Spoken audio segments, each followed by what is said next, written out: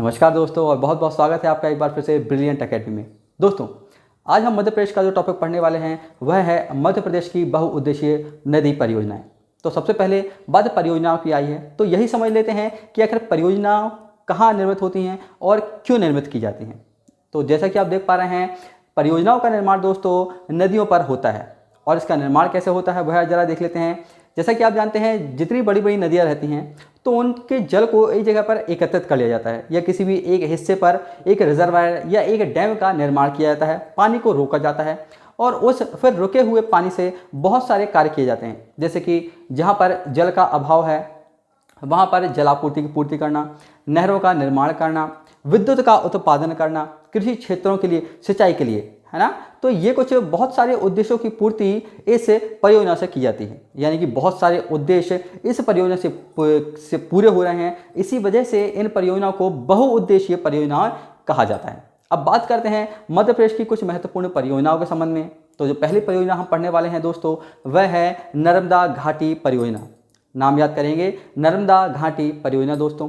और इस परियोजना में हमको 4 डैम के विषय में भी पढ़ेंगे कि कहाँ कहाँ पर इस नर्मदा नदी पर 4 डैम निर्मित हैं तथा उनसे कौन सा क्षेत्र कवर हो रहा है।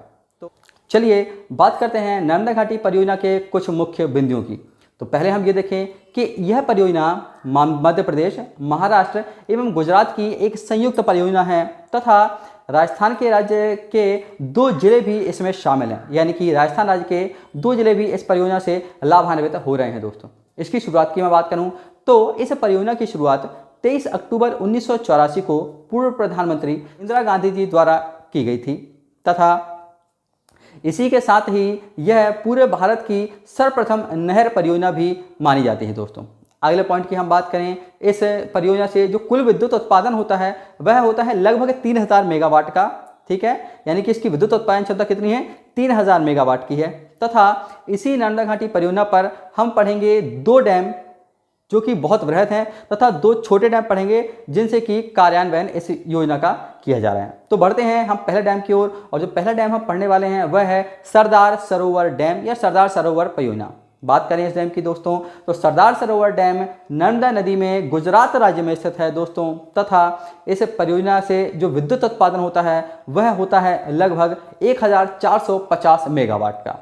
इस डैम की अगर मैं बात करूं दोस्तों, सरदार सरोवर डैम की जो कि गुजरात राज्य में स्थित है, इस डैम की ऊंचाई है 163 मीटर तथा इसकी लंबाई की मैं बात करूं तो 1210 मीटर, यानी कि 1.2 किलोमीटर इसकी लंबाई है।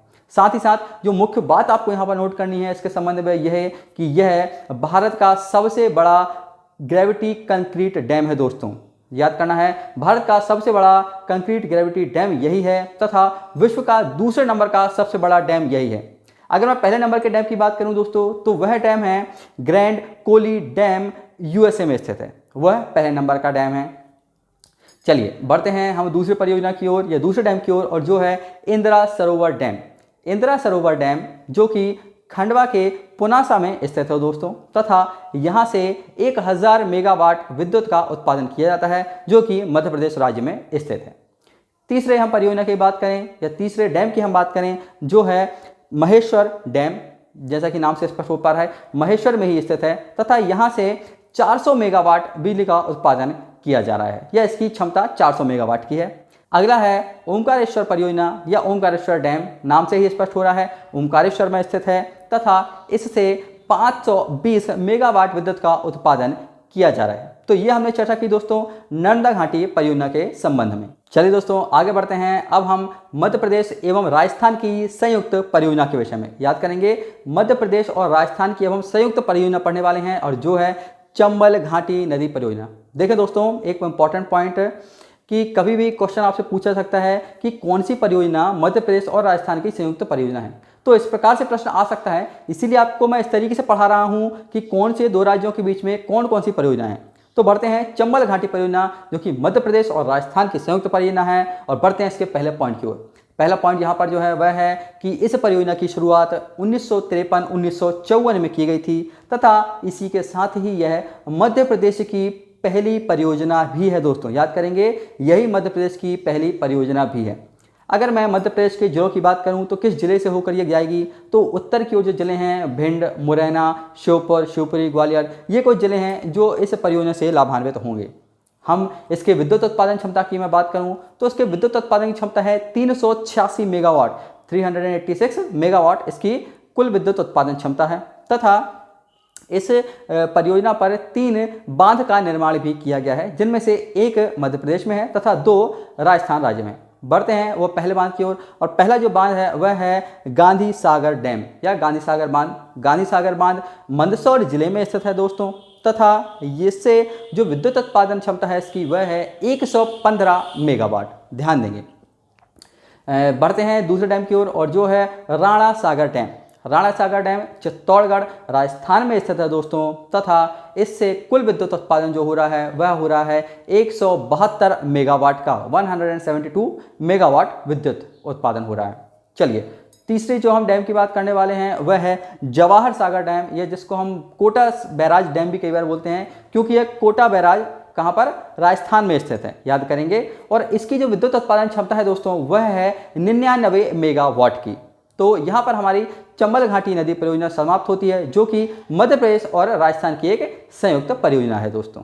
चलिए दोस्तों, मध्य प्रदेश और राजस्थान की संयुक्त परियोजना के बाद अब हम जो अगली परियोजना पढ़ने वाले हैं वह है मध्य प्रदेश और उत्तर प्रदेश की संयुक्त परियोजना। ध्यान देंगे, अब हम मध्य प्रदेश तथा उत्तर प्रदेश की संयुक्त परियोजना पढ़ने वाले हैं, और इसमें हम कुल मिलाकर टोटल 4 परियोजनाएं पढ़ेंगे जो कि इंपॉर्टेंट हैं या जिनसे कभी प्रश्न पूछा जाता है। तो इसी प्रकार बढ़ते हैं हम पहली परियोजना की ओर, और जो पहली परियोजना हमारी है वह है माता टीला परियोजना। माता टीला परियोजना को राजघाट परियोजना या इसी को रानी लक्ष्मीबाई वित्रवती परियोजना भी कहा जाता है। ठीक है, तो 3 नाम है दोस्तों, इसके ध्यान देंगे। इसके नाम से भी कई बार प्रश्न पूछ लिया जाता है, इसलिए इंपॉर्टेंट है। माता टीला परियोजना, राजघाट परियोजना या रानी लक्ष्मीबाई वित्रवती परियोजना, ये 3 नाम एक ही परियोजना के हैं। चलें, इस परियोजना की शुरुआत की बात करूं तो इस परियोजना की शुरुआत 1972 यानी कि 1972 में की गई थी। किस नदी पर स्थित है? यह परियोजना बेतवा नदी पर स्थित है। याद करेंगे, बेतवा नदी पर 1972 में इसकी शुरुआत हुई थी। जिले की हम बात करें, मध्य प्रदेश के 6 जिले से लाभान्वित हैं तथा उत्तर प्रदेश के 4 जिले से लाभान्वित होंगे। अब ये कहाँ पर स्थित है? यह माता टीला परियोजना उत्तर प्रदेश में स्थित है दोस्तों। ठीक है, कहाँ पर? उत्तर प्रदेश में। उत्तर प्रदेश के ललितपुर में, वहां पर इस पर एक बांध का निर्माण किया गया है। तो ध्यान देंगे, यह कहाँ की परियोजना है? उत्तर प्रदेश में ललितपुर में इस पर एक बांध निर्मित है तथा मध्य प्रदेश के 6 जिले एवं उत्तर प्रदेश के 4 जिले से लाभान्वित होंगे। चलिए बढ़ते हैं हम दूसरी परियोजना की ओर, और जो दूसरी परियोजना है वह है केन बहुउद्देशीय परियोजना, जिसको कि आप ग्रेटर गंगऊ परियोजना के नाम से भी जानते हैं। जिले की अगर मैं बात करूं तो यह छतरपुर और पन्ना जिले में अवस्थित है, यानी कि 2 जिले इससे लाभान्वित होंगे तथा यह इसके नाम से स्पष्ट हो पा रहा है कि यह केन नदी पर अवस्थित है। कहां पर? केन नदी पर है। इसकी विद्युत उत्पादन क्षमता की मैं बात करूं तो वह है 50 मेगावाट की। कितना? 50 मेगावाट इसकी विद्युत उत्पादन क्षमता है। चलें तीसरे परियोजना की ओर, और जो तीसरी परियोजना है वह है उर्मिल परियोजना। ध्यान देंगे, उर्मिल परियोजना नाम से ही समझ में आ रहा है, ऊ और माँ 2 नाम हैं, यानी कि उत्तर प्रदेश और मध्य प्रदेश, यहाँ से आप इसको याद कर सकते हैं। ठीक है, चलिए यह परियोजना उर्मिल नदी पर स्थित है दोस्तों, तथा हम जिले की बात करें तो यह छतरपुर जिला मध्य प्रदेश में ही कार्यान्वित की जा रही है। अगर हम इसके पानी के रेशो की बात करें तो 60% पानी इसका मध्य प्रदेश उपयोग में लेगा तथा 40% जो हिस्सा है वह उत्तर प्रदेश उपयोग में लेगा दोस्तों। तथा इस नदी पर उत्तर प्रदेश में एक बांध का निर्माण किया गया है तथा मध्य प्रदेश में इसी के तहत 137 किलोमीटर, कितनी? 137 किलोमीटर एक लंबी नहर का निर्माण किया गया है दोस्तों। ठीक है, चलिए बढ़ते हैं चौथी परियोजना की ओर, और चौथी परियोजना जो है वह है नरगवां परियोजना। ध्यान देंगे, नरगवां परियोजना, यह परियोजना भी छतरपुर जिले में कार्यान्वित की जा रही है, जो कि केन की एक सहायक नदी पर कार्यान्वित हो रही है दोस्तों। तो यहाँ पर हमने 4 परियोजनाएं देखी जो कि मध्य प्रदेश तथा उत्तर प्रदेश की संयुक्त परियोजनाएं हैं दोस्तों। चलिए दोस्तों, मध्य प्रदेश तथा उत्तर प्रदेश की संयुक्त परियोजना हम पढ़ चुके हैं। अब हम पढ़ेंगे 3 राज्यों की संयुक्त परियोजना, मध्य प्रदेश, उत्तर प्रदेश तथा बिहार की संयुक्त परियोजना अब हम पढ़ने वाले हैं, और इस परियोजना का नाम है बाण सागर परियोजना। काफ़ी महत्वपूर्ण परियोजना है और ध्यान से देखेंगे। तो बाण सागर परियोजना की हम बात करते हैं इस परियोजना की शुरुआत की बात करूं तो इस परियोजना की शुरुआत 1979 में यानी कि 1979 में इस परियोजना की शुरुआत हुई थी दोस्तों। तथा नदी की अगर मैं बात करूं तो यह परियोजना सोन नदी पर स्थित है। जी हाँ, कहां पर? सोन नदी पर स्थित है, जो कि अमरकंटक से ही निकल रही है दोस्तों। आगे चलते हैं। इसकी अगर मैं कुल विद्युत उत्पादन क्षमता की बात करूं तो इस परियोजना से जो कुल विद्युत उत्पादन क्षमता है वह है 435 मेगावाट। कितना? 435 मेगावाट। बांध की बात कर रहे हैं कि आखिर यह परियोजना पर बांध कहाँ निर्मित है। इस परियोजना पर शहडोल जिले के देवलोन नामक गांव में एक बांध का निर्माण किया गया है। कहाँ पर? सोन नदी पर शहडोल जिले के देवलोन में एक बांध का निर्माण किया गया है, यानी कि मध्य प्रदेश में ही स्थित है। शहडोल जिले में इसमें एक बांध का निर्माण किया गया है। अगर मैं इसके वाटर सप्लाई की बात करूं यानी कि पानी के विभाजन का, तो मध्य प्रदेश, बिहार, यूपी ये रेशियो रहेगा। तो एमपी, बिहार और यूपी जो पानी का विभाजन करेंगे वह 2:1:1 में है। कितना? 2:1:1। इस प्रकार से यहाँ पर पानी का विभाजन होगा इस परियोजना के द्वारा। चलिए दोस्तों बढ़ते हैं अब हम मध्य प्रदेश और महाराष्ट्र राज्य की संयुक्त परियोजना की ओर। जी हाँ, अब हम जो परियोजना पढ़ने वाले हैं वह मध्य प्रदेश तथा महाराष्ट्र की संयुक्त परियोजना है, जिससे कि इन दोनों राज्यों का लाभ होगा। तो बढ़ते हैं हम पहली परियोजना की ओर, और जो है पेंच परियोजना। नाम याद करेंगे, पेंच परियोजना। और पेंच परियोजना के नाम से ही जैसा आपको समझ में आ रहा है कि यह परियोजना पेंच नदी पर ही स्थित है तथा इससे बालाघाट एवं छिंदवाड़ा जिले मध्य प्रदेश के लाभान्वित होंगे, या यहीं पर यह परियोजना संचालित भी की जा रही है दोस्तों। यह पेंच नदी के संदर्भ में इतना ही हमको पढ़ना है। बात करूं दूसरी परियोजना की, तो दूसरी जो परियोजना है वह है बाघ परियोजना। क्या नाम है इसका? बाघ परियोजना। बाघ परियोजना बाघ नदी पर ही स्थित है तथा यह जो परियोजना चल रही है यह एमपी और महाराष्ट्र की बॉर्डर पर एक गांव है सिरपुर गांव। याद करेंगे, एमपी और महाराष्ट्र की बॉर्डर पर सिरपुर गांव में इस पर एक बांध निर्मित किया गया है, और जिससे कि महाराष्ट्र राज्य में सिंचाई का कार्य संचालित किया जा रहा है दोस्तों। इससे संबंधित इतना ही पॉइंट हमको याद रखना है। बढ़ते हैं तीसरी परियोजना की ओर, और तीसरी परियोजना जो है वह है बावनथड़ी परियोजना। याद करेंगे, बावनथड़ी परियोजना दोस्तों। और बावनथड़ी परियोजना को हम एक अन्य नाम से भी जानते हैं, जो है राजीव सागर परियोजना। एक बात यहाँ पे दोस्तों मैं बता दूं आपको, जिस भी परियोजना के दो नाम हैं आप निश्चित तौर पे याद करके चलिए, क्योंकि एग्जाम में कई बार ये चीज़ पूछी गई है। ठीक है, आपसे एक परियोजना के दो नाम पूछे जाते हैं। तो बात करें बावनथड़ी परियोजना की, तो यह बावनथड़ी परियोजना बावनथड़ी नदी पर ही स्थित है तथा महाराष्ट्र के भंडारा जिले में, कहां पर? महाराष्ट्र के भंडारा जिले में इस योजना का क्रियान्वयन किया जा रहा है, यानी कि महाराष्ट्र राज्य में यह स्थित है। तथा इसी परियोजना से मध्य प्रदेश का बालाघाट जिला भी लाभान्वित होने वाला है दोस्तों। ये तो बात हुई बावनथड़ी की। चलते हैं चौथी और अंतिम परियोजना इस एमपी और महाराष्ट्र की, और वो है काली सरार परियोजना। क्या नाम है इसका? काली सरार परियोजना। इंपॉर्टेंट बात जो नोट करेंगे, यह बाघ की ही एक पूरक परियोजना है, और जो कि बाघ की पूरक नदी पर ही स्थित है दोस्तों। तो यहाँ पर एमपी और महाराष्ट्र की भी 4 परियोजना हमने पढ़ी, और इतनी ही परियोजना है जो कि हमको यहाँ से पढ़नी है दोस्तों। अगली महत्वपूर्ण परियोजना जो हम पढ़ने वाले हैं दोस्तों वह है बरगी परियोजना, या जिसका एक अन्य नाम भी है जो है रानी अवंतीबाई सागर परियोजना। नाम याद करेंगे, बरगी परियोजना, जिसका एक अन्य नाम क्या है? रानी अवंतीबाई सागर परियोजना। चलें, रानी अवंतीबाई सागर परियोजना की बात करूं तो इस परियोजना की शुरुआत 1971 यानी कि 1971 में इस परियोजना की शुरुआत की गई थी तथा यह परियोजना जबलपुर के निकट ग्राम बिजौरा में संचालित की जा रही है, और इसके नाम से ही जैसा स्पष्ट है बरगी नदी पर ही यह संचालित की जा रही है। और जो ग्राम का नाम बताया मैंने, जबलपुर के निकट ग्राम बिजौरा में बरगी नदी पर इस पर एक बांध का निर्माण भी किया गया है दोस्तों। अब इस बांध की अगर मैं ऊंचाई की बात करूं, इस बांध की ऊंचाई है 60 मीटर, 60 मीटर इसकी ऊंचाई है। तथा इसके हम कुल विद्युत उत्पादन क्षमता की बात करें दोस्तों, तो विद्युत उत्पादन क्षमता जो इस डैम की है या इस परियोजना की वह है 100 मेगावाट की। अब मैं बात करूंगा इससे लाभान्वित कुछ जिले, तो इसके जबलपुर के पास का एरिया जैसा कि आप जानते हैं, यानी कि बुंदेलखंड वाला थोड़ा सा क्षेत्र है, तो मंडला है, सिवनी है और आपका जबलपुर है। ये कुछ जिले हैं जो कि इस परियोजना से लाभान्वित होंगे। तो काफ़ी इंपॉर्टेंट परियोजना है दोस्तों बरगी परियोजना, क्योंकि थोड़ी सी बड़ी परियोजना है और थोड़े से बड़े एरियाज कवर हो रहे हैं, तो इसका आप थोड़ा सा अच्छे से अध्ययन करें। अगली महत्वपूर्ण परियोजना जो हम पढ़ने वाले हैं दोस्तों वह है तवा परियोजना। तवा परियोजना पर दरअसल एक रिजर्वायर का निर्माण किया गया है। अब इसके संबंध में कुछ इंपॉर्टेंट बात करें हम तो यह परियोजना तवा नदी पर ही स्थित है। कहाँ पर है? यह तवा नदी पर ही स्थित है, जो कि नर्मदा नदी की एक सहायक नदी है दोस्तों। आगे होशंगाबाद जिले में इटारसी के निकट ग्राम रानीपुरा में, कहाँ पर? होशंगाबाद जिले में इटारसी के पास ग्राम रानीपुरा में यह परियोजना संचालित की जा रही है। इसकी अगर मैं विद्युत उत्पादन क्षमता की बात करूं तो वह है 13.5 मेगावाट। कितना? 13.5 मेगावाट इससे कुल विद्युत उत्पादन हो रहा है। तथा इंपॉर्टेंट फैक्ट जो आप सबको पता है और वो नोट भी कर लें यहाँ पर कि तवा नदी पर ही मध्य प्रदेश का सबसे लंबा पुल निर्मित है। जी हाँ, सबसे लंबा पुल तवा नदी पर, जिसकी लंबाई है 1322 मीटर, 1322 मीटर्स इसकी लंबाई है। चलिए दोस्तों बढ़ते हैं अब हम अगली परियोजना की ओर, और जो है हलाली परियोजना, जिसका कि एक अन्य नाम भी है सम्राट अशोक सागर परियोजना। ठीक है, ये दोनों नाम इंपॉर्टेंट है, याद करके चलिए क्योंकि एग्जाम में पूछ लिए जाते हैं। चलिए इसके संबंध में हम बात करें तो यह हलाली परियोजना हलाली नदी पर ही स्थित है। कहाँ पर? हलाली नदी पर, जो कि बेतवा नदी की एक सहायक नदी है।